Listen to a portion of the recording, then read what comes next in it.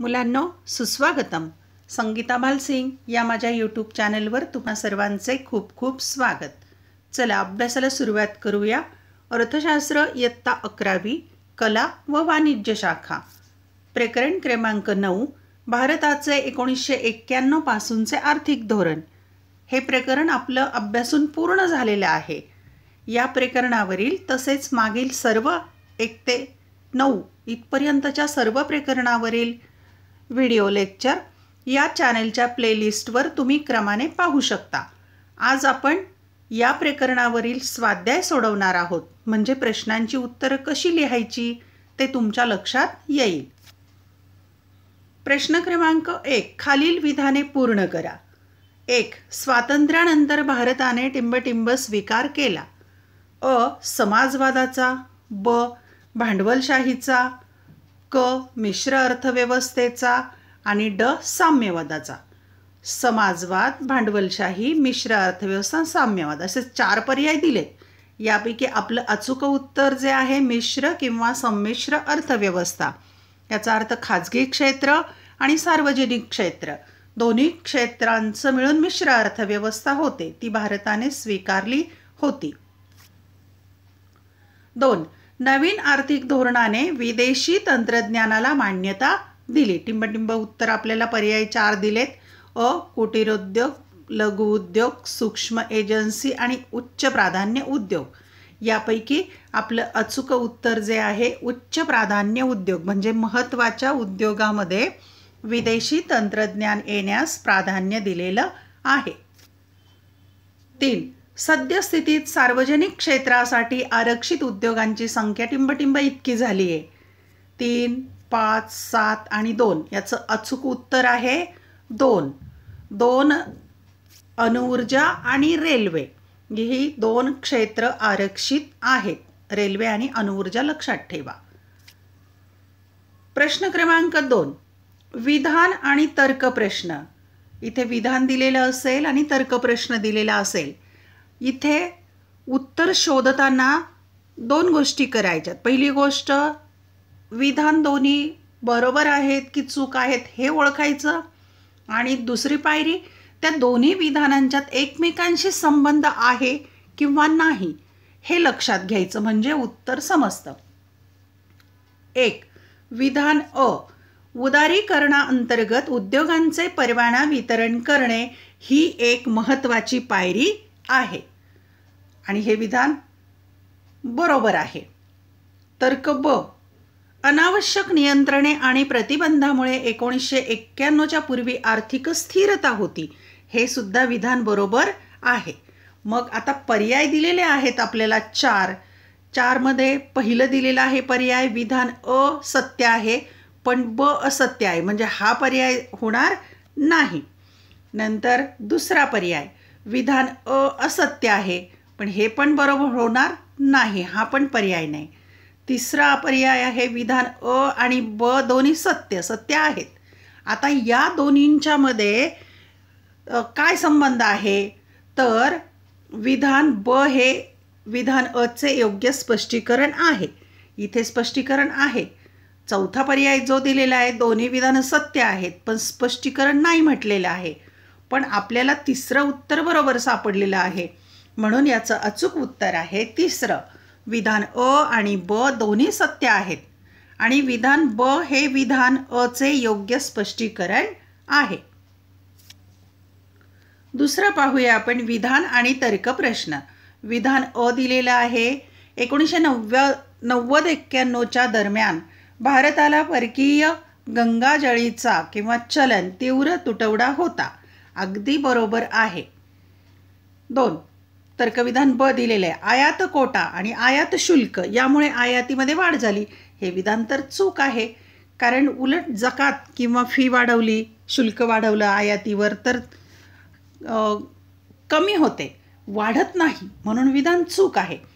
आता दोन्हींच्यामध्ये काय संबंध आहे ते पुढे आपण पाहूया. आता पर्याय दिलेला आहे विधान अ सत्य आहे आणि ब असत्य आहे. आपल्याला इथेच उत्तर सापडलं आहे.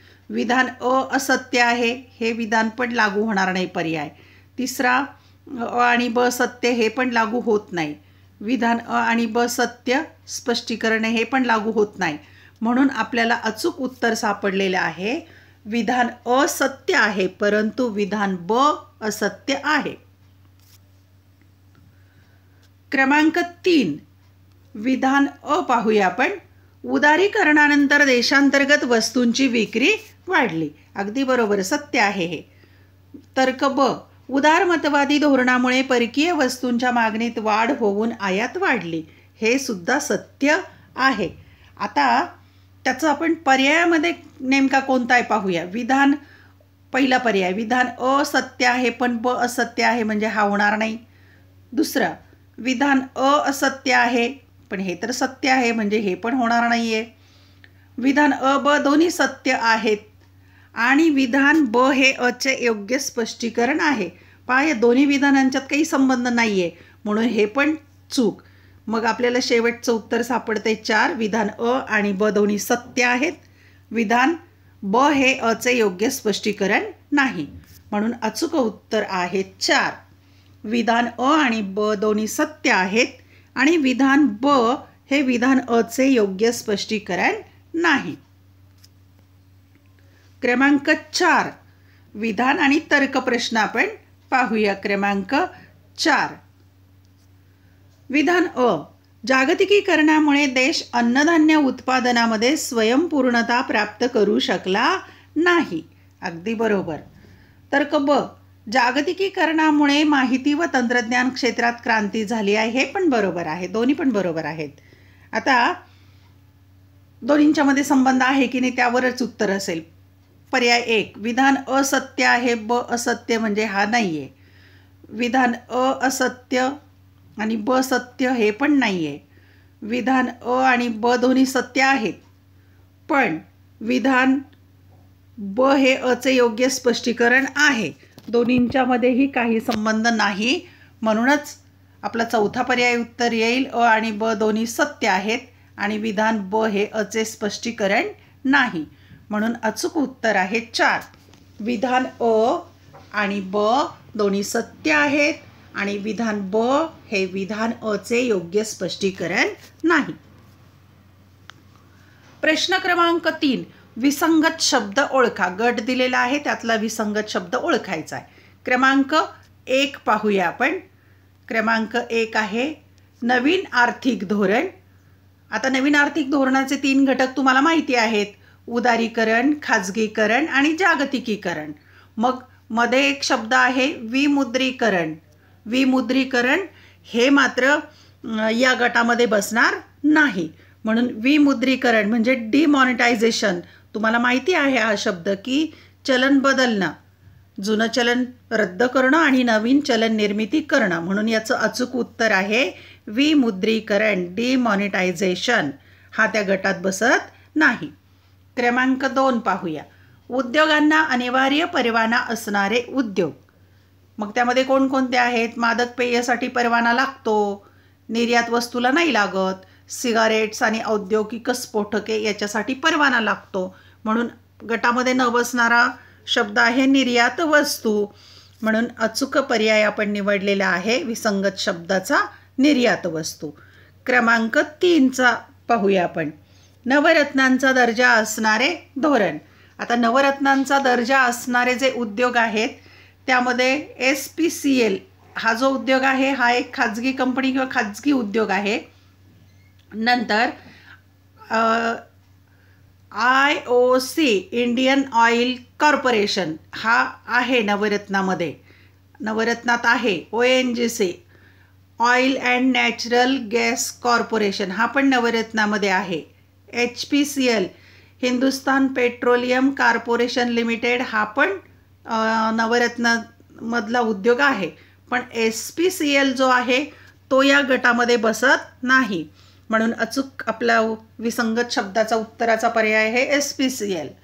4 उदारीकरणाचे उपाय. उदारीकरणाचे जे उपाय आहेत ते 4 दिलेले आहेत आपल्याला ते आपण पाहूया. दिलेला आहे MRTP, नंतर फेरा FERA, नंतर SEBI म्हणजे सेबी आणि नंतर दिलेला आहे NTPC. आता MRTP कायदा, फेरा कायदा उदारीकरणाचे उपाय आहेत. सेबी पण उदारीकरणाचा उपाय आहे. पण NIPC हा जो आहे नॅशनल थर्मल पॉवर कॉर्पोरेशन हा उदारीकरणाचा उपाय नाही. म्हणून अचूक उत्तर आहे आपला NTPC, national thermal power corporation. हा या गटातला शब्द नाही. प्रश्न क्रमांक 4. खालील उदाहरणांच्या आधारे संकल्पना ओळखून स्पष्ट करा. विधान दिलेलं असेल, संकल्पना ओळखायला 1 गुण आणि त्याचं स्पष्टीकरण करण्यासाठी 2रा गुण असणार आहे. 2 गुणांच्यासाठी 1 उदाहरण असेल. नंबर 1. भारतात आता अनेक प्रकारच्या आणि कंपन्यांच्या मोटारी सहज उपलब्ध होऊ लागल्या आहेत. याचं संकल्पना ओळखू आपण. संकल्पना आहे उदारीकरणाची संकल्पना किंवा व्यापाराचे उदारीकरण. मग संकल्पना ओळखली 1 गुण मिळेल. त्याचं स्पष्टीकरण लिहूया. व्यापाराच्या उदारीकरणात आयातीवरील नियंत्रणे शिथिल करण्यात येतात आणि मुक्तपणे आयात करण्याची परवानगी दिली जाते. यालाच व्यापाराचे उदारीकरण असे म्हणतात. 2री संकल्पना पाहूया. भारतातील काही सार्वजनिक क्षेत्रातील उद्योगांचे भागभांडवल खाजगी क्षेत्रास विकण्यात आले आहे. याची संकल्पना आहे निर्गुंतवणूक. म्हणजेच ही संकल्पना ओळखायला 1 गुण आणि त्याचं स्पष्टीकरण लिहायचं. एखाद्या उद्योगामध्ये गुंतवलेलं भांडवल मोकळे करून घेणे किंवा खाजगी क्षेत्राला उद्योग व्यवसाय विकून टाकणे म्हणजेच निर्गुंतवणूक. क्रमांक 3. भारतातील उद्योग क्षेत्रात परकीय गुंतवणुकीस आता मोठ्या प्रमाणावर प्रोत्साहन दिलेले आहे. ही संकल्पना सुद्धा आहे उदारीकरण किंवा थेट परदेशी गुंतवणूक FDI असं म्हटलं तरी चालेल. मग स्पष्टीकरण लिहायचं. उदारीकरण म्हणजे आर्थिक निर्णय घेण्याचे स्वातंत्र्य होय. उदारीकरणाच्या प्रक्रियेत परकीय गुंतवणुकीला परवानगी दिली जाते आणि प्रोत्साहन दिले जाते. प्रश्न क्रमांक 5. खालील विधानांशी सहमत आहात किंवा नाही ते कारण स्पष्ट करा. क्रमांक 1. उदारीकरणामुळे आंतरराष्ट्रीय व्यापाराला चालना मिळाली. अगदी बरोबर विधान आहे. म्हणजेच सहमत आहोत. सहमत लिहिलं की 1 गुण मिळेल आणि त्याच्या स्पष्टीकरणासाठी 3 मुद्दे लिहायचे म्हणजे उरलेले 3 गुण मिळतील. म्हणजे एकूण एका विधानाला 4 गुण असणार आहेत. आता उरलेले 3 विधानं तुम्ही मात्र लिहायचे आहेत. 2. सरकारने खाजगी उद्योगांना सार्वजनिक क्षेत्रात मुक्त प्रवेश दिला. अगदी बरोबर आहे. म्हणजे आपण सहमत आहोत. त्याची कारणं 3 लिहा. 3. विमा क्षेत्रात सरकारची मक्तेदारी आहे. या विधानाशी मात्र आपण असहमत आहोत. कारण सरकारची मक्तेदारी नाही आहे. खाजगी क्षेत्रही विमा क्षेत्रात आहे. त्याचं स्पष्टीकरणाचे 3 मुद्दे लिहा. 4. राष्ट्रीय नूतनीकरण मंडळाची NRB निर्मिती दारिद्र्य हटविण्यासाठी करण्यात आली. अगदी बरोबर. आपण या विधानाशी सहमत आहोत. त्याची 3 कारणं लिहायची. 5. इंडियन ऑइल कॉर्पोरेशन IOC उद्योग नवरत्नांपैकी एक सार्वजनिक उद्योग आहे. अगदी बरोबर. म्हणून आपण या विधानाशी सहमत आहोत. आणि बाकीचे जे 8 नवरत्न राहिले त्यांची नावं लिहा आणि आणखी 1-2 कारणं लिहा. 4 गुणांच्यासाठी सहमत असहमत हा प्रश्न परीक्षेला असतो. प्रश्न क्रमांक 6. खालील प्रश्नांची सविस्तर उत्तरे लिहा. त्यातला पहिला प्रश्न आहे नवीन आर्थिक धोरणाची वैशिष्ट्ये सांगा. या प्रकरणातील अतिशय महत्त्वाचा प्रश्न 8 गुणांच्यासाठी असणार आहे. मग त्याचे मुद्दे काय काय येतील तर 1. औद्योगिक परवाना धोरणात शिथिलता. 2. मक्तेदारी व निर्बंधित व्यापार नियंत्रण कायद्याचे उच्चाटन म्हणजे MRTP. 3. लघु उद्योगांना प्रोत्साहन. 4. विदेशी गुंतवणुकीला प्रोत्साहन. 5. सार्वजनिक क्षेत्राची मर्यादित भूमिका. व्यापाराचे उदारीकरण. विमा क्षेत्रातील सुधारणा. वित्तीय क्षेत्रातील सुधारणा. या 8 मुद्द्यांचं स्पष्टीकरणासहित तुम्ही लेखन केल्यास 8 पैकी गुणदान केलं जाईल. पुढचा प्रश्न यातलाच. जागतिकीकरणासाठी केलेल्या उपाययोजना स्पष्ट करा. 8 गुणांच्यासाठी हा प्रश्न असेल. काय उपाययोजना आहेत ते मुद्दे पाहू. 1. संख्यात्मक नियंत्रणाचे उच्चाटन. 2 विदेशी भांडवलाला प्रोत्साहन. 3 रुपयाची परिवर्तनशीलता. 4 विदेशी कंपन्यांचा सहभाग. 5 दीर्घकालीन व्यापार धोरण. 6 निर्यातीला प्रोत्साहन. प्रश्न क्रमांक 7. खालील उतारा काळजीपूर्वक वाचून प्रश्नांची उत्तरे लिहा. आता उतारा दिलेला असेल तो तुमच्या या पुस्तकाच्या बाहेरचा असणार आहे. तो उतारा काळजीपूर्वक 2दा वाचायचा, प्रश्नही वाचायचे आणि प्रश्नांचं उत्तर त्या उतार्यातच असणार आहे. प्रश्न वाचला की मग उत्तर शोधायचं. आपण उतारा वाचूया. दुग्ध व्यवसायावर आधारित भारतीय आईस्क्रीम उद्योग हा अतिशय जलद गतीने वाढणारा उद्योग आहे. भारतातील आईस्क्रीमचा दरडोई उपभोग किंवा वापर इतर देशांच्या तुलनेत कमी आहे. भारतात दरडोई उपभोग 400 मिलीलिटर आहे, तर अमेरिकेच्या संयुक्त संस्थानात 22,000 मिलीलिटर आहे आणि चीनमध्ये 3,000 मिलीलिटर आहे. भारतातील आईस्क्रीमचा दरडोई उपभोग कमी असण्याचे कारण भारतीय बनावटीचे मिठाईचे पदार्थ आहेत. भारतात 100पेक्षा जास्त प्रकारच्या मिठाई तयार होतात.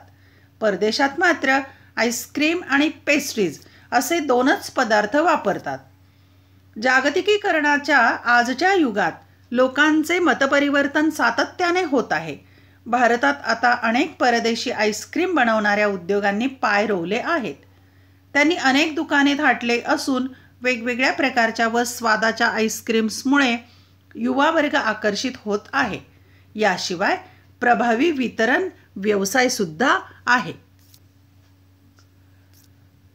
शीतगृहांच्या साखळीतील पायाभूत सुविधांमध्ये झालेली वाढ, भारतीयांच्या क्रियाशील मिळकतीत झालेली वाढ आणि भारतीयांच्या राहणीमानात जीवनमानात झालेले बदल यामुळे आईस्क्रीम उद्योगाला चांगले भविष्य लाभले आहे. तथापि आईस्क्रीमवरील कर जास्त आहेत. आईस्क्रीमवर सुमारे 18% वस्तू सेवा कर आहे, तर बटर, चीज यासारख्या इतर दुग्ध पदार्थावर केवळ 12% वस्तू सेवा कर लागतो. आईस्क्रीम उद्योगाने 2016-17 या आर्थिक वर्षात 1.5 अब्ज अमेरिकी डॉलर एवढा महसुली व्यवसाय केला आहे. या व्यवसायातून प्रत्यक्ष व अप्रत्यक्ष कर्मचाऱ्यांची संख्या 15 लाख आहे. दुग्ध व दुग्ध प्रक्रिया उद्योगांपैकी आईस्क्रीम उद्योग हा सर्वात मोठा कर्मचारी संख्या असलेला उद्योग आहे. आता यावरील आपल्याला प्रश्न दिलेले आहेत. 1. भारतात आईस्क्रीमचा दरडोई उपभोग कमी असण्याचे कारण कोणते? आता याचं उत्तर आहे भारतातील आईस्क्रीमचा दरडोई उपभोग कमी असण्याचे कारण म्हणजे भारतीय बनावटीचे मिठाईचे 100हून अधिक पदार्थ आहेत. हे उत्तर याचं. कारण भारतात अनेक प्रकारच्या मिठाई बनवल्या जातात. परदेशात तसं आईस्क्रीम आणि पेस्ट्री हे 2च पदार्थ. दुसरं, जागतिकीकरणाचा भारतीय आईस्क्रीम उद्योगावरील परिणाम सांगा. उत्तर, जागतिकीकरणामुळे लोकांचे मतपरिवर्तन झाले आहे. भारतात आता अनेक परदेशी आईस्क्रीम बनवणाऱ्या उद्योगांनी पाय रोवले आहेत. त्यांनी दुकाने थाटली असून वेगवेगळ्या प्रकारच्या व स्वादाच्या आईस्क्रीम्समुळे युवा वर्ग आकर्षित होत आहे. जागतिकीकरणामुळे भारतात आईस्क्रीम उद्योगाला चांगले भविष्य लाभले आहे. पुढचा प्रश्न 3. भारतातील आईस्क्रीम उद्योगाच्या वाढीस पोषक घटक कोणते? उत्तर, शीतगृहांच्या साखळीतील पायाभूत सुविधांमध्ये झालेली वाढ, भारतीयांच्या क्रियाशील मिळकतीत झालेली वाढ आणि भारतीयांच्या राहणीमानात झालेले बदल हे भारतीय आईस्क्रीम उद्योगाच्या वाढीस पोषक घटक आहेत. चौथा प्रश्न, भारतातील आईस्क्रीम उद्योगावर लादलेल्या वस्तू सेवा कराचे परिणाम तुमच्या शब्दात मांडा. उत्तर, आईस्क्रीमवर सुमारे 18% वस्तू सेवा कर आहे. त्यामुळे उद्योजक आईस्क्रीम उद्योगात गुंतवणूक करण्यास प्राधान्य देत नाहीत. बटर, चीज यासारख्या इतर दुग्धजन्य पदार्थावर ज्याप्रमाणे 12% वस्तू सेवा कर लागतो, त्याप्रमाणे आईस्क्रीमवर देखील 12% वस्तू सेवा कर लावला असता नवीन उद्योजक आईस्क्रीम उद्योगाकडे आकर्षित होतील. धन्यवाद. व्हिडिओ लेक्चर आवडल्यास चॅनल सबस्क्राईब करा, बेल आयकॉन दाबा, म्हणजे मी नवीन व्हिडिओ पोस्ट केला की तुम्हाला नोटिफिकेशन मिळेल. तुम्ही व्हिडिओच्या खाली कमेंट केली, तुम्हाला या विषयात असणाऱ्या अडचणी जर मांडल्या तर त्या मी सोडवण्याचा प्रयत्न करेल. व्हिडिओ लाईक करा, कमेंट करा, तुमच्या मित्रमैत्रिणींना पाठवा. अभ्यासासाठी शुभेच्छा.